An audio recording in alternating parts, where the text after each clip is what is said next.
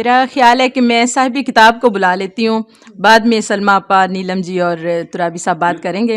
ذرا وہ ہمیں اپنی کتاب کے بارے میں بتائیں، اور ہاں جی میں انہیں دعوت دیتی ہوں کہ وہ آ جائیں اور اپنی کتاب کے بارے میں اپنا دفاع کریں خود. بسم اللہ الرحمن الرحیم. قابل صد تعظیم و تکریم محترمہ سلمیٰ امان صاحبہ، محترمہ نیلم ایم بشیر صاحبہ، محترم ڈاکٹر نثار ترابی صاحب، محترم جناب نعمان منظور صاحب، محترم آفتاب خان صاحب، محترمہ سمینہ سید صاحبہ، محترمہ شازیہ مفتی صاحبہ، محترم جناب نصیر احمد صاحب، اور بالخصوص گرامی قدر جناب عرفان صادق صاحب و دیگر تمام محترم مکرم مہمان ذی وقار اور جملہ خواتین و حضرات، میں آپ تمام لوگوں کا تہ دل سے ممنون اور شکر گزار ہوں کہ آپ نے اس ناچیز کی حوصلہ افزائی فرمائی اور اتنی پذیرائی بخشی کہ یہ عزت نوازی میرے لیے نہایت قیمتی اثاثہ ہے، جس کی گٹھی کا وزن اس قدر زیادہ ہے کہ میرے لیے سنبھالنے نہیں سنبھل رہا. یہ محبتیں میں مجھے چنوٹ جیسے ایک دور افتادہ اور چھوٹے سے قصبے میں جینے کا ایک نیا ولولہ عطا کریں گی اور کام کرنے کے لیے حوصلہ افزائی کا باعث بنیں گی. سیوا آرٹ اینڈ سوسائٹی کی محبتوں کا ہمیشہ مقروض رہوں گا کہ اکادمی ادبیات لاہور جیسے بین الاقوامی شہرت کے حامل فورم پر مجھے ایسی پذیرائی بخشی ہے جو میرے لیے تقریباً بہت بڑی تقویت کا باعث رہے گی. یہاں پر محترم جناب ڈاکٹر نثار ترابی صاحب کا ذکر نہ کیا تو بہت بڑی بھول ہو جائے گی. میں پورے یقین اور وثوق سے کہہ سکتا ہوں کہ اگر ان کی رہنمائی اور سرپرستی حاصل نہ ہوتی تو بقول درد جو ہم سے ہو سکے ہے سو ہم سے کبھی نہ ہو. ایک دفعہ پھر تمام خواتین و حضرات، مہمان گرامی قدر، سامعین گرام، منتظمین اکادمی ادبیات اور سیوا آرٹ سوسائٹی کے جملہ ارکان کا دل کی گہرائیوں سے شکر گزار اور ممنون ہوں. اب آئیے اس کتاب کی طرف.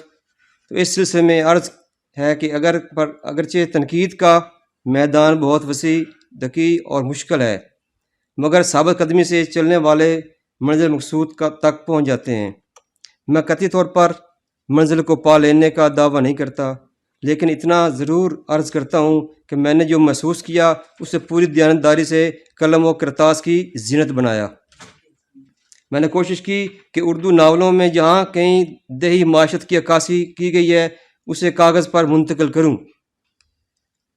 مصنف کے احساسات اور جذبات پر کسی قسم کی رائے زنی سے میں نے دانستہ اجتناب کیا ہے اور کہ ان پر حرف گیری کرنے کا مجھے کوئی استحقاق حاصل نہیں.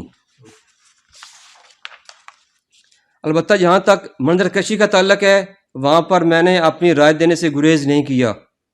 یہ الگ بات ہے کہ میری رائے کس قدر پسند یا ناپسند کیا جائے، میری رائے کو کس قدر پسند یا ناپسند کیا جائے.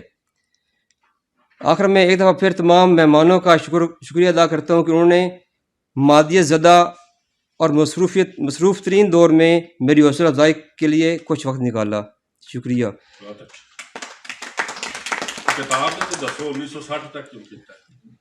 اصل میں یہ میرا ایم فل کا مقالہ تھا اور یہ میں نے 2000 کے قریب لکھا تھا، 1999 کی بات ہے.